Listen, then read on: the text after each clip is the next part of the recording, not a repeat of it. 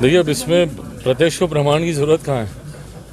अगर मैं कहूँ कि बिहार में अपराध बढ़ा है, बिहार में अपराध नियंत्रण से बाहर है, तो ये मैं नहीं कह रहा हूँ, ये जितने बिहारी हैं वो कह रहे हैं। एक असुरक्षा का भाव जिस तरीके से हमारे प्रदेश में आया है, और दूर दराज तो आप छोड़िए, ग्रामीण इलाके तो छोड़िए, जिस तरीके से रुपेश की अगर मैं बात करूं, बिहार में यहाँ पर इस तरीके से उनको गोली मार दी गई, तो ये अपने में दर्शाता है कि अपराधियों का मनोबल किस तरीके से बढ़ गया है।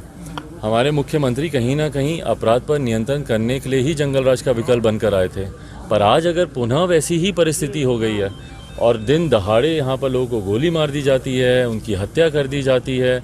आज भी मैं नालंदा जा रहा हूँ, नालंदा में जिस तरीके से 2 युवकों की गला रेत कर उनकी हत्या कर दी गई, पासवान परिवार से ही दोनों आते थे, जिस तरीके से उनकी हत्या कर दी गई, तो ये अपने में चिंता का विषय तो है ही। उम्मीद करता हूँ, बार बार मैं इस बात का आग्रह कर रहा हूँ कि हमारे मुख्यमंत्री, जो हमारे प्रदेश के गृह मंत्री भी हैं, पूरी तरीके से लॉ एंड ऑर्डर उन्हीं के ही अधिकार क्षेत्र का ये विषय है।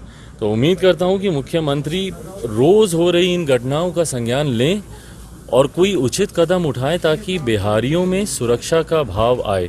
नहीं तो अगर इसी तरीके से अगर हत्या पे हत्या होती रही, तो मुझे नहीं लगता कि उसके बाद घर से किसी का भी निकलना सुरक्षित हो पाएगा। रुपेश सिंह की हत्या में जो खुलासा हुआ, क्या आप उससे संतुष्ट हैं? देखिए, कल भी मैंने इस बात को प्रमुखता से मैंने रखा था, और मैंने मुख्यमंत्री नीतीश कुमार जी से भी मैंने पत्र लिखकर मैंने आग्रह किया है कि इसकी जांच सीबीआई से हो। मेरे संतुष्ट होने से ज़्यादा ज़रूरी है परिवार वालों का संतुष्ट होना।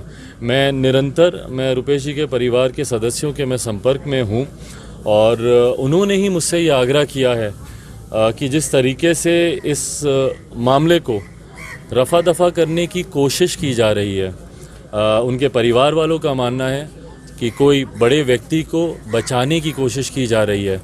अगर मैं भी कॉमन सेंस लगाकर देखूं, तो एक रोड रेज के मामले में किसी को इतनी बेदर्दी से गोली मार देना थोड़ा यकीन करना मुश्किल है। रोड रेज होता है तत्कालिक क्षणिक, अगर वो रिएक्शन में कोई किसी के ऊपर हाथ उठा दे या उसको मार दे, वो फिर भी समझ में आता है। बट एक रोड रेज का मामला हुआ और उसके महीनों बाद उस व्यक्ति को वापस से गुस्सा आया और आके इस तरीके से उसने गोली मार दी, आम तौर पर ऐसा देखा नहीं जाता है। बट बहरहाल परिवार को इस पर विश्वास नहीं है, और परिवार का संतुष्ट होना बहुत ज़्यादा ज़रूरी है। और परिवार वालों ने संतुष्ट होने के लिए ही उन्होंने ये आग्रह किया है कि इस विषय पर सीबीआई जांच होनी चाहिए।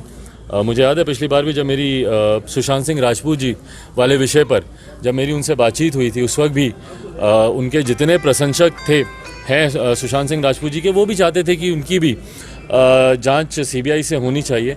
उस वक्त जब मैंने मुख्यमंत्री जी से बात की थी, तो मुझे स्पष्ट तौर पर कहा गया था कि जब तक कोई परिवार का सदस्य इसका आग्रह नहीं करेगा, तो सीबीआई जांच की सिफारिश वो नहीं करेंगे। और फिर बाद में उनके पिताजी ने आग्रह किया और फिर जांच सीबीआई को दी गई। पर यहाँ पर तो परिवार के सदस्य निरंतरता में कह रहे हैं, वो बार बार, हाँ बिल्कुल, वो लोग बार बार कह रहे हैं। और मैं चाहूँगा, संभवतः आज उनके परिवार की भी मुलाकात है माननीय मुख्यमंत्री से, मैं चाहूँगा कि उनकी बातों को गंभीरता से सुने और जल्द से जल्द, क्योंकि इसमें टाइमिंग बहुत मैटर करता है। जब ऐसी हत्याएं होती हैं, आप एविडेंसेस के साथ आप टैंपरिंग कर सकते हैं, आप बहुत चीज़ें बदली जा सकती हैं अगर ज़्यादा समय बीतता है। तो मैं चाहूँगा कि और ज़्यादा विलम्ब ना करते हुए मुख्यमंत्री जी को सीबीआई जाँच की सिफारिश कर देनी चाहिए। एक सवाल, मंत्रिमंडल विस्तार में किस तरह की परेशानी हो रही है, आपको क्या लगता है? 3 महीने का वक्त हो चुका है सरकार को बने पर, मंत्रिमंडल का विस्तार बीजेपी जेडीयू के बीच क्या लग रहा है आपको? मैं ईमानदारी से दोनों के बीच मैं हूँ नहीं और मैं था भी नहीं। क्या देरी है ये दोनों घटक दल के नेता ही बताएंगे। मेरे लिए चिंता एक बिहारी होने के नाते इस बात की ज़रूर है कि अब 3 महीने होने को आए हैं। 10 नवंबर को परिणाम आए थे और अब 3 महीने लगभग होने को आए हैं, और इन 3 महीनों में अभी तक अगर मंत्रिमंडल ही नहीं बना, तो बिहार में काम कैसे चल रहा है। एक एक मंत्री के ऊपर जितने विभाग दे रखे हैं, और उन मंत्रियों को पता ही नहीं कि भैया मुझे जाना कौन से मंत्रालय में, मैं कौन से मंत्रालय का जाके काम देखूं, क्योंकि बाद में जब नए मंत्री आएंगे तो उनके पास कौन सा विभाग रहेगा, कौन सा विभाग छीन लिया जाएगा।